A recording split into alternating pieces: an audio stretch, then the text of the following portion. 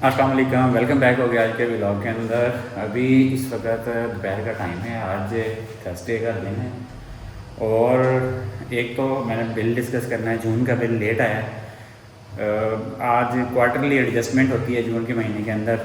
3 महीने के बाद आपको पता है कि हर 3 महीने के बाद होती है और अनफॉर्चुनेटली इस दफ़ा पिछले 3 महीनों से ही बिल जो है ना ऐसा आ रहा है कि समझ नहीं आ रही। वहाँ जाते हैं, सिफारिशें भी करवाते हैं, सब कुछ करवाते हैं, लेकिन ये जो लोग हैं ना पाकिस्तान के, करप्शन इस लेवल पे चल चुकी है कि कोई बंदा भी रियलिटी से काम नहीं करना चाहता। और हमारे जो अदारे हैं, जो हमारी फ़ौज है, हमारे दूसरे लोग हैं, ये हर चीज़ कर सकते हैं लेकिन पाकिस्तान में करप्शन ख़त्म नहीं कर सकते। पाकिस्तान के इदारों में कोई अच्छा सिस्टम नहीं बना सकते, जानबूझ के नहीं करते ये लोग। अगर करना चाहें तो इनके लिए कोई मुश्किल नहीं है, हर चीज़ कर सकते हैं। ये लूट मार मचा सकते हैं, जो मर्ज़ी करवा लो इनसे कर सकते हैं, लेकिन सिर्फ जहाँ पे आम आवाम का फ़ायदा है वो काम नहीं करना।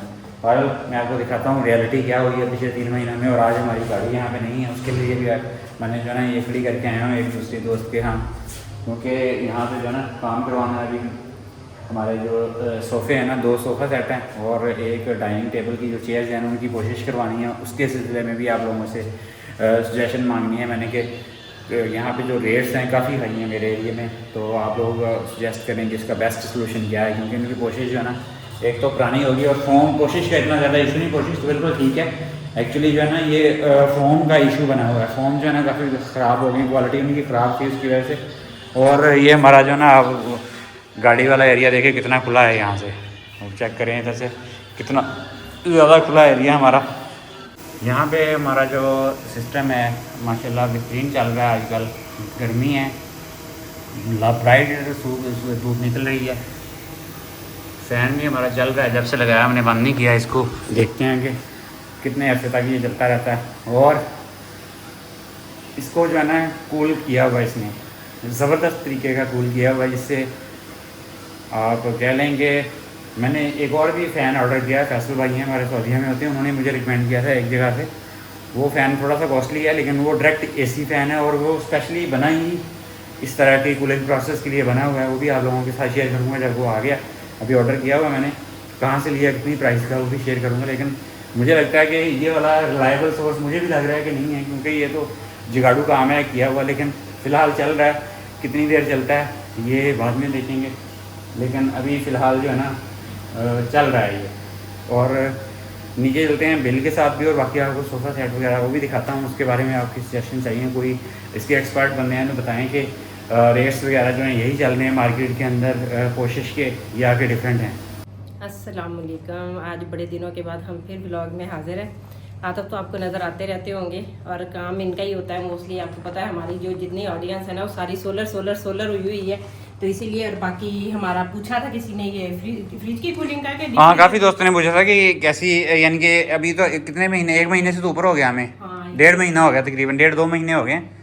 कूलिंग बड़ी अच्छी है माशाल्लाह इसकी। एक तो नहीं, अच्छा, इसमें एक चीज़ हमसे भी हुई थी उस वक्त कि हम लोगों ने जो है ना इसका बताया था कि ये डुअल जो है ना इसको आप कर सकते हैं, यानी कि इसका बेसिकली कन्वर्टेबल इसको बना सकते हैं, लेकिन ऐसा नहीं था। इसका जो बेसिकली ये जो 385 इसका मॉडल है जो हमने लिया है, इसमें डुअल कंपार्टमेंट है कि आप फ्रिज और जो है ना डीप फ्रीज़र दोनों चीज़ें इसको यूज़ कर सकते हैं। और ये जो है ना हमारा ऊपर तक है चिकन पड़ा हुआ, आप गलत ना समझना इसको। तो लेकिन ये कन्वर्टेबल नहीं है। इसमें जो दूसरा मॉडल है ना जिसमें सिर्फ एक शेल्फ है, उसमें सिंगल वाला, यानी सिंगल शेल्फ है, उसमें एक ही कैबिनेट है। उसको आप जो है ना दोनों फ्रीज़र भी बना सकते हैं और फ्रिज भी बना सकते हैं। ये चूँकि डुअल कंपार्टमेंट वाला है तो इसको आप एक फ्रिज है और एक रेफ्रिजरेटर है और एक फ्रीज़र है, इसका बॉक्स है। लेकिन मैंने एक चीज़ आपको बता दूं कि मैंने अभी आजकल जो है इसका थर्मोस्टेट आपको दिखाता हूँ। इसका थर्मोस्टेट मैंने आजकल जो है ना 5 के ऊपर रखा हुआ ऑलमोस्ट, ये चेक करें 4.5-5 के करीब है।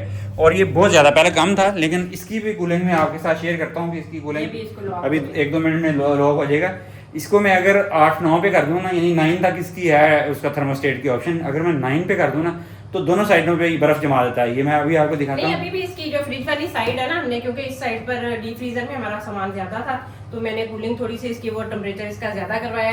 उस साइड वाली पे जो भी चीज़ें रखें, अगर वेजिटेबल्स रखें ना तो वो ठीक नहीं रहती हैं, वो फ्रीज हो जाती हैं। फ्रीज हो जाती इस हैं। तरह की चीज़ें जैसे वो 3-4 पे तकरीबन रहता है ठीक, उस पर वो ठीक रहता है और बहुत अच्छी इसको जिसे कह लें कि परफेक्ट कूलिंग होती है माशाल्लाह, बेहतरीन है। और साइडों पे बर्फ जमना शुरू हो जाती है। और जब से ये आया इस बेचारे को भी सांस आना शुरू हो गया है, ये वरना इसकी कोई हालत नहीं थी।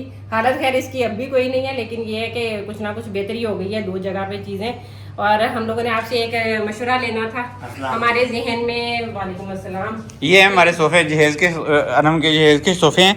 इसकी बेसिकली हाँ, इसकी बेसिकली ना पोशिश तो ठीक है अभी पड़ी हुई है, थोड़ा उतारें इसका कवर।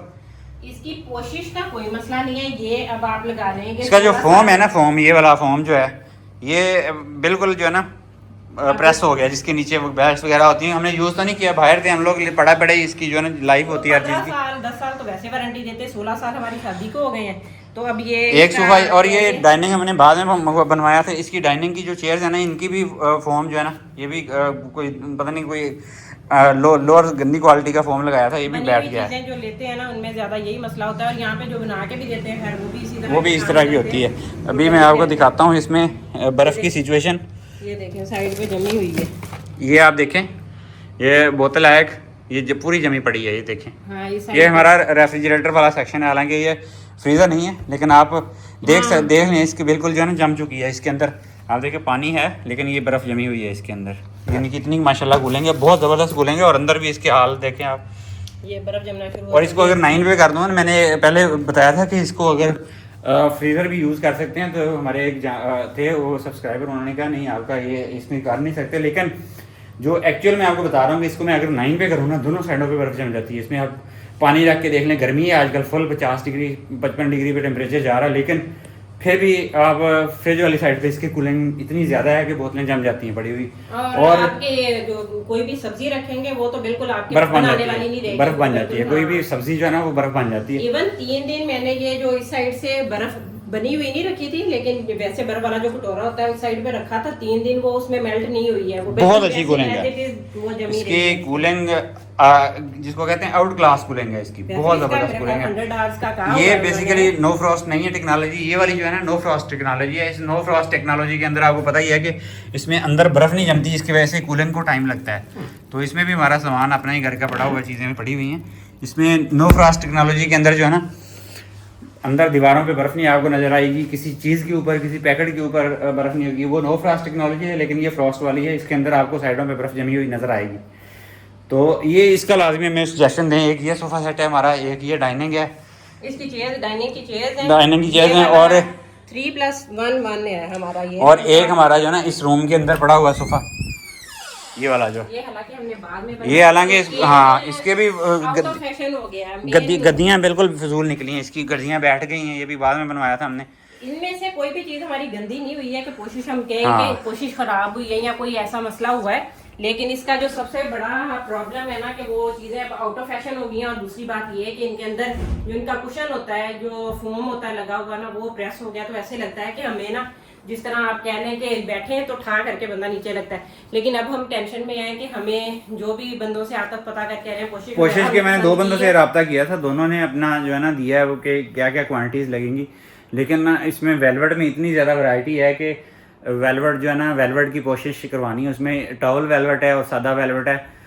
300 रुपये पर मीटर से लेके तकरीबन 1000 रुपये पर मीटर तक की जो है ना कपड़े हाँ 1200 भी। टॉवल वेलवेट जो आजकल लेटेस्ट आया ना, उसमें 1200 तक की भी जो है ना उसमें है प्राइस पर मीटर। और फोम की भी इतनी ज़्यादा वैरायटीज़ है ना, यानी कि 1 नंबर है, 2 नंबर है, 3 नंबर है, 3.5 नंबर है, यानी 4 वैरायटियाँ फोम के अंदर हैं। हम चाह रहे हैं कि खर्चा करना है, खर्चा भी इसका अभी हमें ये भी नहीं पता कि फॉर्म को जज कैसे करते हैं कि वो हमें 1 नंबर के आगे 3 नंबर दे दें, दिखा दें। उसका कोई तरीका, कोई प्रोसेस तो है नहीं हमारे पास कि उसको प्रैक्टिकली हम जाके वो टेस्ट कर लें या कुछ ऐसा सिस्टम हो जिसके साथ कर लें। दबा के देखने में 1 नंबर और 3 नंबर में थोड़ा बहुत 19-20 का फ़र्क नज़र आता है, हल्का सा वो ज़्यादा सॉफ्ट है, वो थोड़ा सा हार्ड है। तो ये भी एक सजेशन थी, मैंने कहा आप लोग हमें सजेस्ट लाजमी करें कि इसमें जो है ना इतना ही रेट है आजकल कपड़े का किसी ज़्यादा का। अच्छा हाँ है, ज़्यादा जो लॉन्ग टर्म चलने वाला है, क्योंकि यहाँ तो वैसे पोशिश देखें तो वेलवेट है, अब फिर टावल पे है, और एक और वेलवेट के टाइप का ही है मिलता जुलता, हाँ मिलता मुझे है, उसको पता नहीं क्या लगा। कह रहे थे, वो कुछ कह रहे थे उसमें भी। हाँ, उसका मुझे ज़हन में नहीं है अभी नाम। वो हमने एक पसंद तो किया है, लेकिन अभी एक बंदा हमारे घर राजी हुआ है घर में आके काम करने के लिए, हाँ और एक ने कहा है हमारी वर्कशॉप पे आप हमें भेजें, और हमारी तसल्ली नहीं हो रही। हमारा दिल इस बात पे मुतमईन है कि हम अपने घर में रख के काम करवाएं, कम से कम हमें आइडिया तो हो कि जो चीज़ हम लगवा रहे हैं वो हमारे घर के फर्नीचर पे ही यूज़ हो रही है, ये नहीं है कि हम भेज कुछ और रहे हैं खरीद के और बन के कुछ और आ रहा है। और बाकी ये पाकिस्तान में ईमानदारी का हाल तो आपके सामने ही है कि लोग जो हमारे जितने भी कारीगर हैं इनका कमीशन तो होता है, वो जिस शॉप पे लेके जाते हैं वहाँ पे वो उनको ऑलरेडी उनको पता होता है कि इसको इतना देना है हमने, तो वो हमारे खाते से ही देते हैं।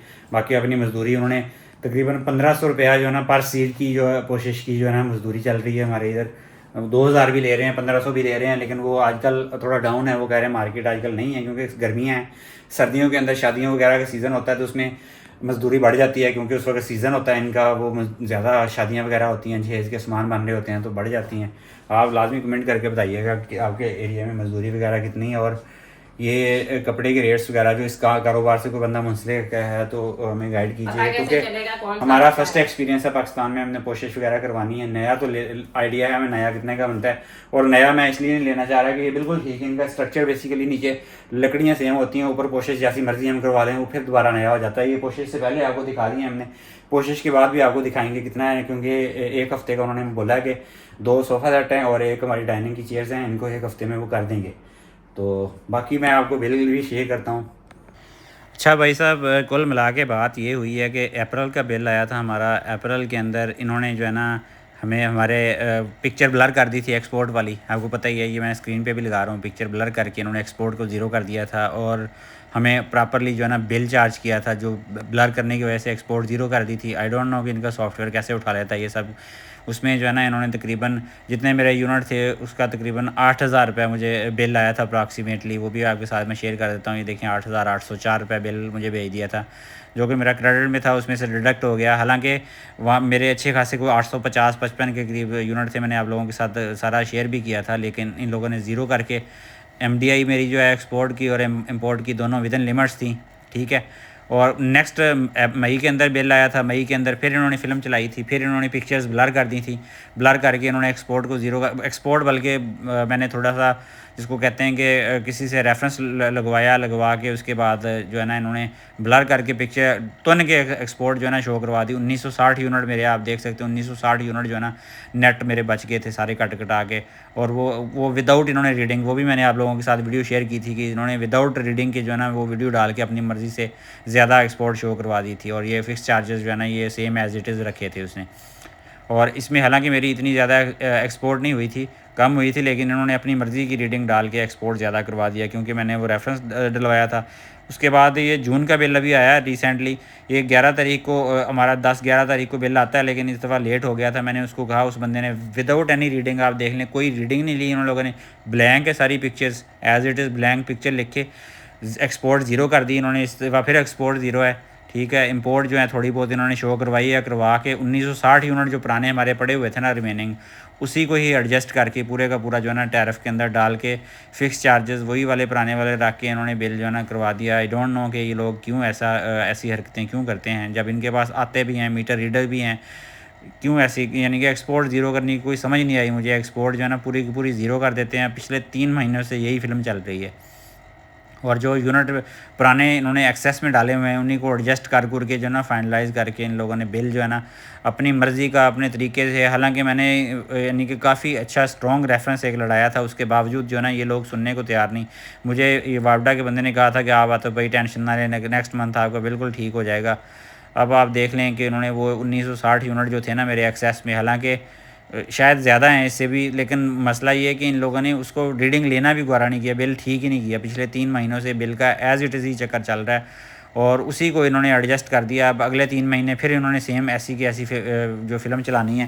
हालांकि इसमें बिल तो नहीं मुझे कोई ख़ास ज़्यादा आया। आई डोंट नो कि ये लोग क्यों ऐसा करते हैं, मुझे समझ से बाहर है कि एक मीडिया रीडर आता भी है, पिक्चर्स भी लेता है, लेकिन उसको ब्लर करके, और इसके वो जब उनसे बात करें, आप लोअर लेवल के बंदों से बात करें, वो कहते हैं हमें जो ना SDO रेलिवेंट SDO है, मीटर इंस्पेक्टर है, या जो इनका वो रेवेन्यू वाले बंदे हैं जिन्होंने एडजस्ट करना होता है, गवर्नमेंट को ऊपर दिखाना होता है कि हम बहुत अच्छा काम कर रहे हैं, वो सब कुछ करते हैं। मैं बिल्कुल सही मीटर इसकी पिक्चर्स लेके जाता हूँ। आई डोंट नो अब किसको। और जब नज़ला गिरता है तो वो जो सबसे लोअर लेवल का बंदा होता है, उस बंदे के ऊपर नज़ला गिरता है किसी चीज़ का भी। आई डोंट नो कि पाकिस्तान का सिस्टम जो इस वक्त ताकत में लोग हैं वो क्यों नहीं ठीक करना चाह रहे। वो जानबूझ के ठीक नहीं करना चाह रहे, क्योंकि कोई समझ नहीं आती इसके अलावा कि वो चाहें तो पाकिस्तान में सब कुछ कर सकते हैं, चाहें तो वो पिक्चर से बंदे आइडेंटिफाई करके 24 घंटों के अंदर पूरे पाकिस्तान से बंदे उठा सकते हैं, लेकिन वो करना ही नहीं चाहते। वो पाकिस्तान के अदारों के सिस्टम को ठीक करना ही नहीं चाहते। अगर चाहते होते तो वो कर चुके होते पिछले 80 सालों में, क्योंकि इसमें अरबाब इख्तियार आजकल तो जो सिचुएशन चल रही है, सब लोग मिल बांट के अपने अपने हिस्से का खा रहे हैं, तो ज़ाहिर सी बात है कौन ठीक करेगा सिस्टम को। ऐसे ही चलते रहना है, हम लोगों ने टेंशन ले के फ़ारग हो जाना है। लेकिन इंशाल्लाह अगले साल तक अपना मैनेज करके कुछ ना कुछ जो है ना वापडा से टोटली आइसोलेट हो गया, अपना ऑफ ग्रिड सिस्टम जो है ना वही इंस्टॉल कर लेना है जी। क्योंकि ये पूरा एक हेडेक है, आपके दिमाग की दही बन जाती है जब आप सोचते हैं कि यार एक सिस्टम लगाया, उसके ऊपर मीटर है, रीडिंग लेने के लिए नहीं आते, रीडिंग लेके जाते हैं उसको ख़राब कर देते हैं। 3 महीने हो गए हैं, यानी कि 6 महीने पहले जो एडजस्टमेंट हुई थी, आज से 3-4 महीने पहले वही चल रही है। बाकी पिछले 3 महीने से रीडिंग लेके गए हैं तो उसको ब्लर कर दिया, वरना लेके नहीं गए। ये सिस्टम है पाकिस्तान का। अल्लाह हाफ़िज़।